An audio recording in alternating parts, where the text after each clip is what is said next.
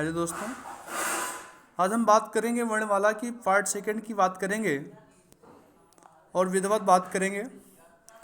आज व्यंजन की बात करते हैं। व्यंजन व्यंजन किसे कहते हैं? तो व्यंजन की परिभाषा एक आसान तरीके से होती है कि जो व्यंजन होते हैं जब तक स्वरों की सहायता नहीं लेंगे, व्यंजन को उच्चारण करने में जब तक स्वरों की सहायता नहीं लेंगे, जब तक व्यंजन को उच्चारण नहीं कर सकते हैं। जैसे कहते हैं, इसमें परिभाषा भी दी हुई है, जिन ध्वनियों के उच्चारण में हवा मुख विवर से अबाध गति से नहीं निकलती है। मतलब क्या है? जिन ध्वनियों को उच्चारण करने में मुख से अबाध गति से तेजी के साथ बिना किसी बाधा के साथ वायु नहीं निकलती है, वरन उसमें पूर्ण रूप अवरोध होता है, पूर्ण अवरोध होता है। तो यहाँ पर पूर्ण अपूर्ण अवरोध जब होता है तो हम ध्यान देते हैं व्यंजन कहलाती है। जो ध्वनियाँ कहते हैं जो बिना स्वरों की सहायता से उच्चारित नहीं हो सकती। यहाँ पर दिया है ना, वे ध्वनियाँ जो बिना स्वरों की सहायता से उच्चारित नहीं हो सकती है। जैसे कहते हैं का है, का में हलंत लगा देंगे और आ निकाल लेंगे तो का है। इसी प्रकार से कोई भी आप व्यंजन बोलें, आप उच्चारण कर सकते हैं। तो यहाँ पर हम ध्यान देते हैं कि आपसे पूछेगा कि समानतः व्यंजन कितने प्रकार के होते हैं। समानतः व्यंजन पूछता है कि समानतः व्यंजन कितने प्रकार के होते हैं। तो ध्यान देना है कि समानतः व्यंजन की बात करते हैं तो समानतः व्यंजन 6 प्रकार के होते हैं। यहाँ पर ध्यान देते हैं कि जब समानतः व्यंजन 6 प्रकार के होते हैं, और आगे की ओर बात करते हैं और विधिवत बात करेंगे हम। देखते हैं पहला क्या है, समानतः व्यंजन 6 प्रकार के होते हैं। तो मैंने बताया था अभी आपको कि समानतः व्यंजन 6 प्रकार के होते हैं। जब समानतः व्यंजन 6 प्रकार के होते हैं तो नंबर 1 होता है स्पर्श व्यंजन। नंबर 1 स्पर्श व्यंजन होता है। तो स्पर्श व्यंजन आपको विधिवत समझा दूं। कहते हैं कि जिन व्यंजनों के उच्चारण में जीवा का मतलब जीभ का कोई ना कोई भाग मुख के किसी न किसी भाग को स्पर्श करता है। जी कहते हैं कि जिन व्यंजनों को उच्चारण करने पर जीभ का भाग किसी न किसी मुख के भाग को स्पर्श करती है, स्पर्श व्यंजन कहलाते हैं। तो यहाँ पर बात करते हैं, जैसे यहाँ पर देखते हैं का से लेकर माँ तक। तो यहाँ पर ध्यान देते हैं का से लेकर माँ तक की। का से लेकर माँ तक की आपसे पूछेगा कि स्पर्श व्यंजनों की संख्या कितनी होती है। तो स्पर्श व्यंजनों की संख्या कुल 25 होती है। कितनी होती है? कुल 25 होती है। कुल 25 होती है। अगर हम बात करते हैं कि कितने वर्ग होते हैं, तो 5 वर्ग होते हैं। कितने वर्ग होते हैं? तो 5 वर्ग होते हैं। आपसे पूछेगा किस व्यंजन से किस व्यंजन तक होता है। तो का से लेकर माँ तक व्यंजन होता है। आगे की ओर बात करते हैं और आगे की ओर चलते हैं। अब अगर वर्ग की बात करता है, पहले देखते हैं। अगर वर्ग की बात करता है तो वर्ग देखते हैं का चा टा ता प, का चा टा ता प, का चा टा प। ये 5 वर्ग होते हैं। एक वर्ग में 5 व्यंजन होते हैं। तो पचाहम 5 गुणे 5 पचाहम 25 कर देते हैं। तो आगे की ओर चलते हैं, सेकंड की बात करते हैं और सेकंड आता आपका अनुनासिक व्यंजन। अनुनासिक जो नाक पर कहते हैं अवरोध करता हो, अनु में अवरोध करना हो, अनुनासिक पर कहते हैं जो नाक पर अवरोध करता हो। जिन व्यंजनों के उच्चारण में वायु नासिका मार्ग से निकलती है, अनुनासिक व्यंजन कहलाते हैं। जब अनुनासिक व्यंजन कहलाते हैं, इनकी संख्या पूछता है। इनकी संख्या 5 होती है। अंगा इया अड़ा न म, अंगा इया अड़ा न म 5 व्यंजन होते हैं। 1 2 3 4 5। तो गिन लेते हैं। आगे की ओर चलते हैं, थर्ड नंबर की बात करते हैं और अच्छे से चर्चा करते हैं। थर्ड नंबर क्या है? अंतःस्थ व्यंजन। अंतःस्थ व्यंजन की चर्चा करते हैं जो अंदर की ओर स्थित हों। कहते हैं जिन व्यंजनों के उच्चारण में मुख बहुत संकुचित हो जाता है, फिर भी वायु स्वरों की भात बीच से निकल जाती है, उस समय उत्पन्न होने वाली ध्वनि अंतस्थ व्यंजन कहलाती है।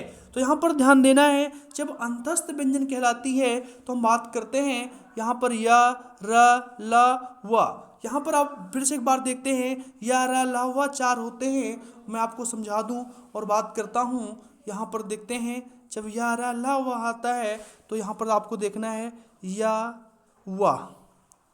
या वा को अर्ध स्वर कहते हैं, या वा को अर्ध स्वर कहते हैं। जब या वा को अर्ध स्वर कहते हैं तो कहते हैं या रा ला, रा को क्या बोलते हैं, रा को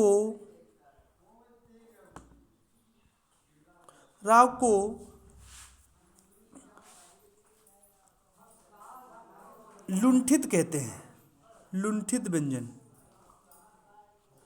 और ला को पार्श्विक कहते हैं, ला को पार्श्विक कहते हैं। इस प्रकार से ध्यान देना है। आगे की ओर चलते हैं।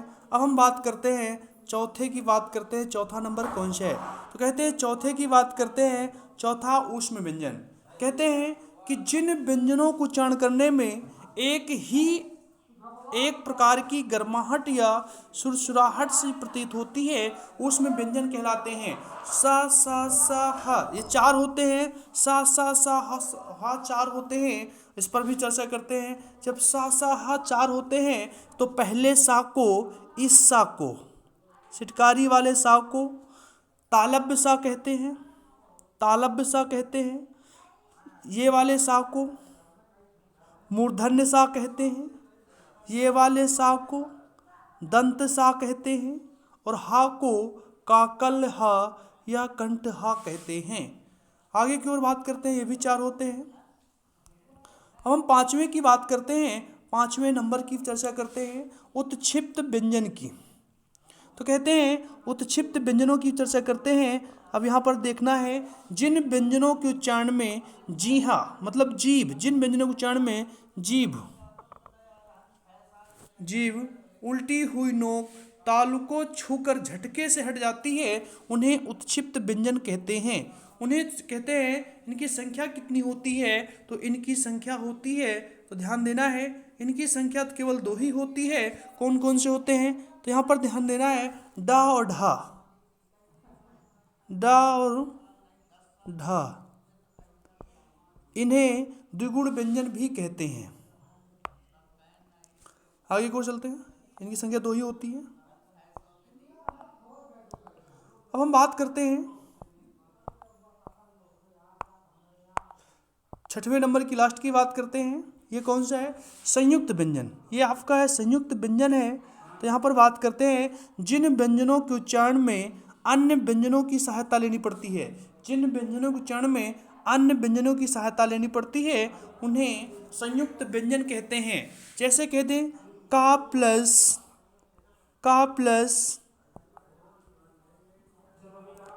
छा, का प्लस पिछड़वा सा होता है बराबर छा हो जाता है, ता प्लस रा बराबर त्रा हो जाता है, जा प्लस यहाँ बराबर ज्ञा हो जाता है, सा प्लस रा बराबर स्रा हो जाता है। इस प्रकार से पेपर में पूछा जाता है।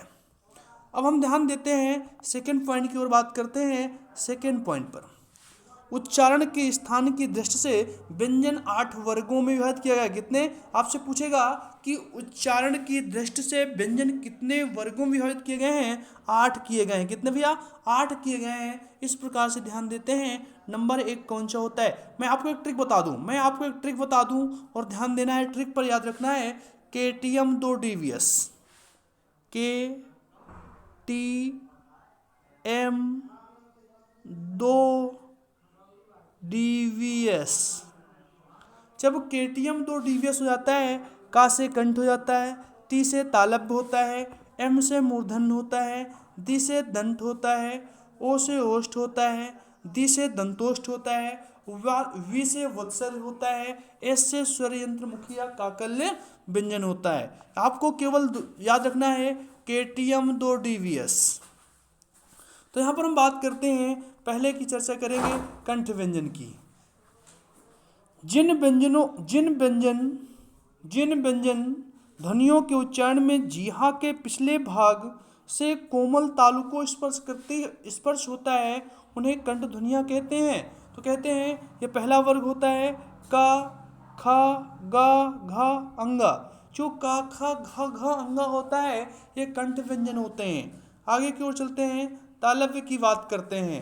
हम तालव्य की चर्चा करते हैं और अच्छे से बात भी करते हैं। कहते हैं तालव्य व्यंजन, जिन व्यंजनों को उच्चारण करने पर जीभ का अग्रभाग कठोर तालु को स्पर्श करता है, सॉरी कठोर तालु को स्पर्श करता है, उन्हें तालव्य व्यंजन कहते हैं। ये कहते कौन कौन से होता है? चा होता है, छा होता है, जा होता है, झा होता है, इया होता है, और याद रखना है आपको सा या भी होता है। सा या आपसे पूछ सकता है कि सा या व्यंजन कौन से होते हैं, तो आपको बताना है कि सा या व्यंजन आपका तालव्य होता है। आगे की बात करते हैं, अब हम अगले की चर्चा करते हैं और यहाँ पर ध्यान देते हैं। आपका आता है 3rd नंबर, मूर्धन्य व्यंजन। कहते हैं कठोर तालु के मध्य का भाग मूर्धा कहलाता है।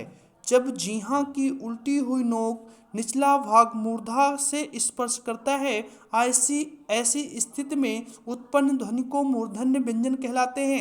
ये भी कहते हैं कौन कौन से होते हैं, तो यहाँ पर ध्यान देना है। ये होता है, इस पर एक और जोड़ लेना है, इस पर एक और जोड़ लेना है, वो आपका होता है ये वाला सा होता है, टा ठा डा ढा अड़ा, और सा होता है ये मूर्धन्य होता है। आगे की ओर बात करते हैं। अब हम चलते हैं चौथे की बात करते हैं। चौथा नंबर आपका है दंत व्यंजन। जिन व्यंजनों के उच्चारण में जीहा की नोक ऊपरी दांतों को स्पर्श करती है, जो ऊपर के दांत होते हैं इनको स्पर्श करती है, दंत व्यंजन कहलाते हैं। क्या कहलाते हैं? दंत व्यंजन कहलाते हैं। जैसे ता, था, दा, धा, सा, ये क्या होते हैं? इस पर ना नहीं होता है। जो ना होता है आपका ये वत्सर व्यंजन होता है। क्या होता है? वत्सर व्यंजन होता है। आपको याद रखना है ता, था, दा, धा, सा दंत व्यंजन होते हैं। आगे की ओर बात करते हैं। आप हमारे इस चैनल को सब्सक्राइब करो।